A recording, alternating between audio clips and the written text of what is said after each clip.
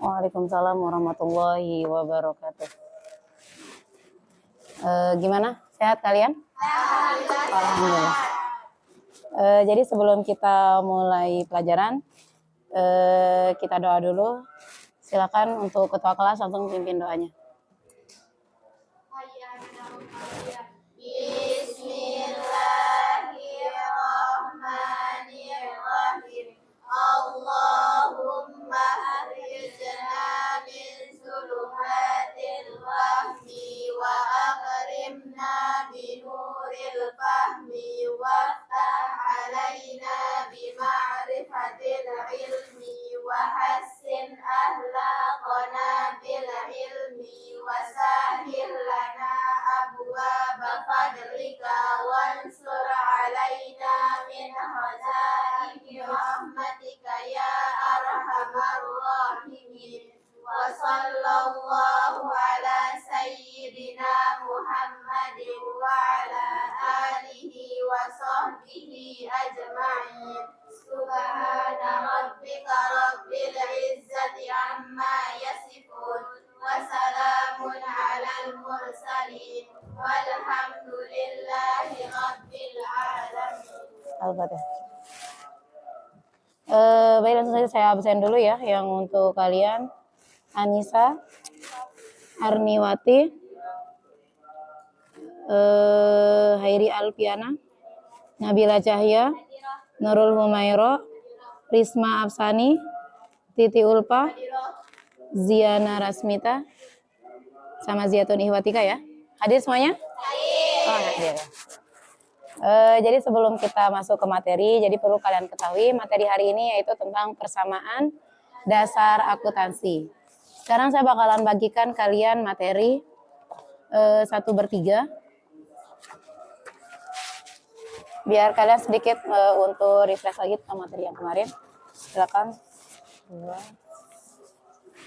Ini 1/3 ya. Itu ya, materi sedikit tentang persamaan dasar akuntansi. Saya bakalan jelaskan inti-intinya saja.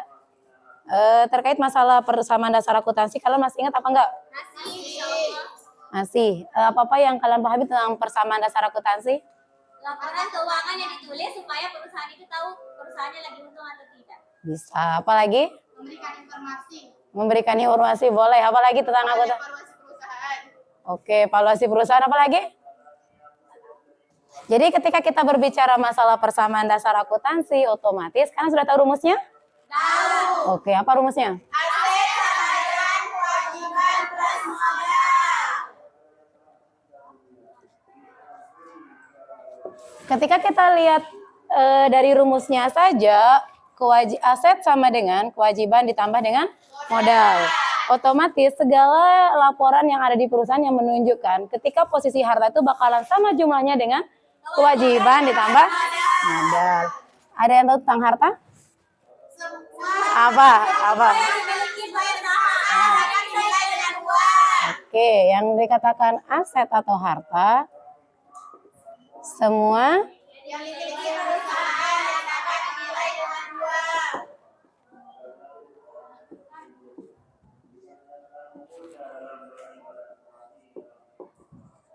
Contohnya? Kas. Kas itu termasuk dalam aset apa? Aset tetap atau aset lancar? Aset lancar apa aset tetap? Aset lancar apa aset tetap? Coba saya tanya kalian. Kan macam-macam aset itu ada aset lancar dan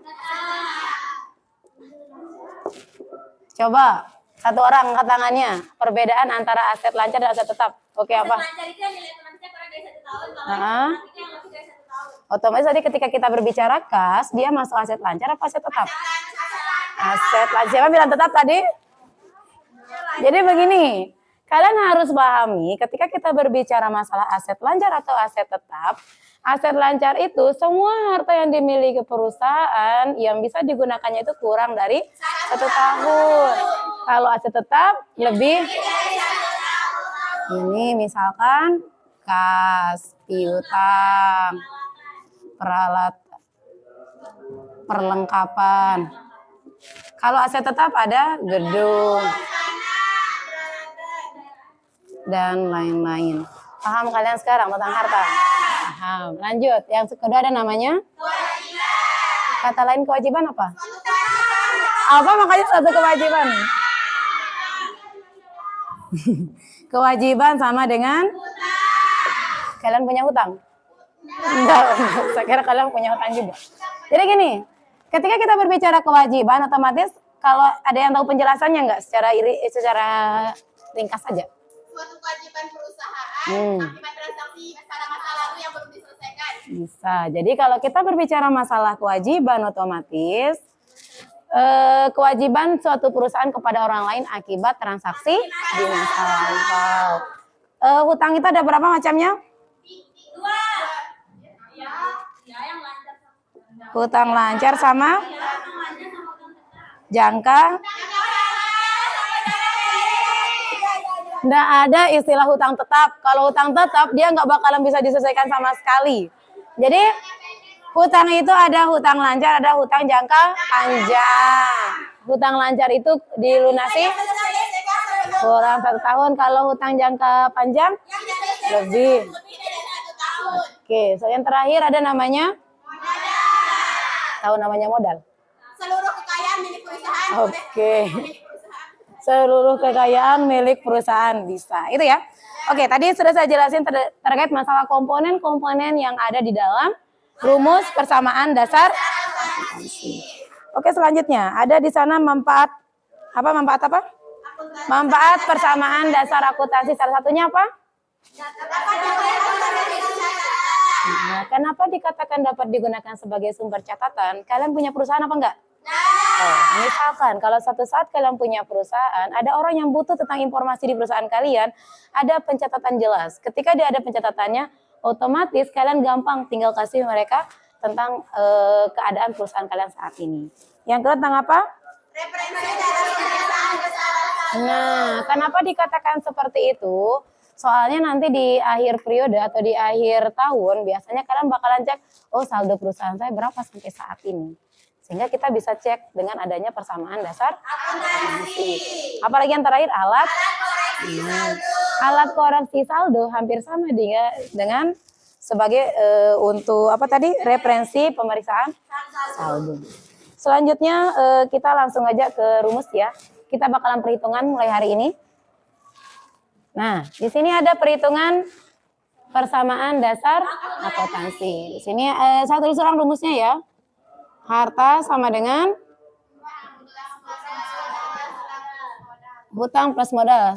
Bacakan salah satu contoh transaksinya. Pada tanggal 1 Satu orang. Pada tanggal 1 Januari 2014, Tuan Adam menyetorkan uang ke dalam perusahaan sebagai modal awal sebesar 10 juta. Menyetorkan uang. Oke, intinya itu berapa? 10 juta. Oke, kalau yang kemarin ketika saya kasih kalian materi, yang ada langsung kita masuk ke kolom persamaan dasar akuntansi. Sekarang kita harus analisis dulu. Udah lihat kolom analisis? Udah. Ada gambaran sedikit apa enggak? Ada. Ada gambaran apa enggak? Ada. Oke, ketika ada gambaran, sekarang bakalan saya jelasin di depan. Kalian cukup buat kolom, ada kolom 3 kolom.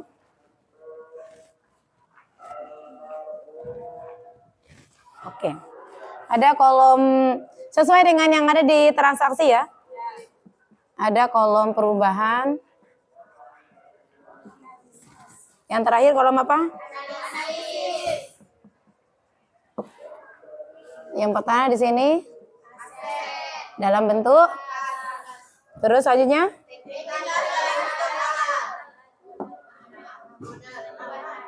ya intinya modal dah ke. Oke. Ketika ada transaksi pada tanggal 1 Januari, Tuan Adam menyetorkan modal sebesar 10 juta. ketika kita cek di kolom analisis, otomatis asetnya bertambah apa enggak? Cukup tulis bertambah. Yang modalnya bertambah apa enggak? Yang kalian harus selesaikan ketika kalian buat analisis itu cukup kolom atau akun-akun yang bertambah pada cukup 2 akun yang berpengaruh ketika kalian buat persamaan dasar akuntansi. Iya. Oke, analisisnya otomatis aset dalam kurung bertambah berapa?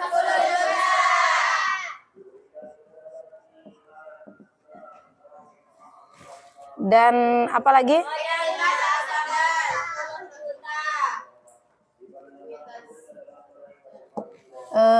Ekuitas bertambah. Ekuitas dalam kurung modal ya.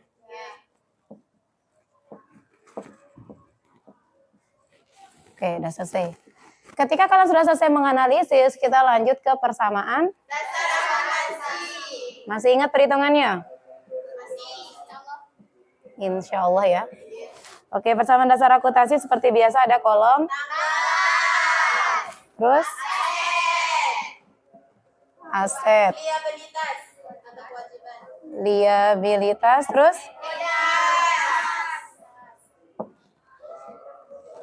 Yang di aset apa yang bertambah? Tanggal berapa?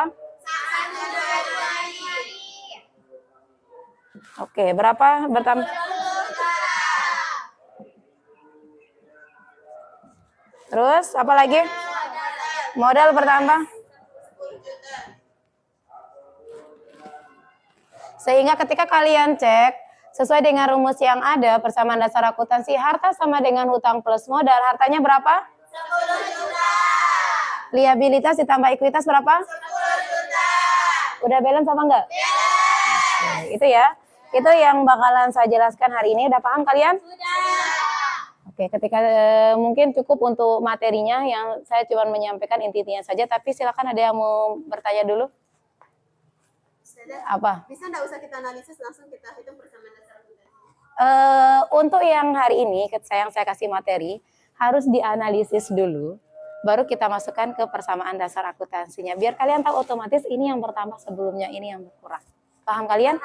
Intinya ingat, hanya untuk 2 akun yang berpengaruh terhadap 1 transaksi yang kalian kerjakan tadi itu. Itu ya. Oke, selanjutnya silakan saya bagi kelompok ya. Berapa jumlah kalian? 2, 4, 9.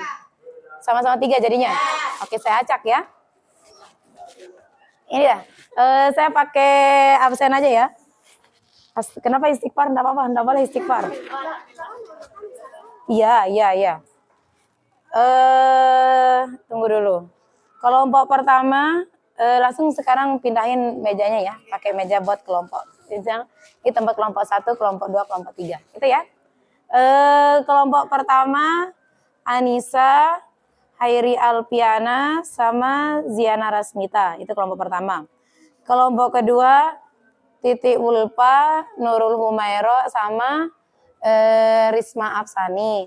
Yang kelompok 3 Nabila, Ziatun Iwatika, sama Arniwati. Silakan langsung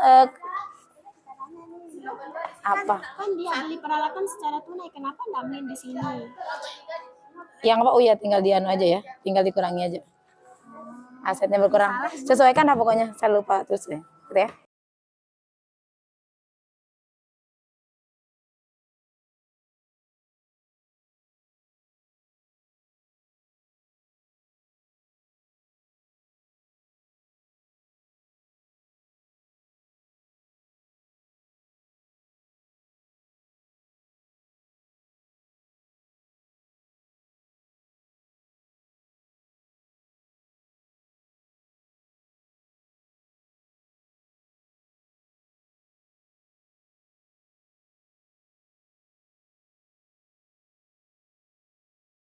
Sekarang tugasnya langsung dikumpulin.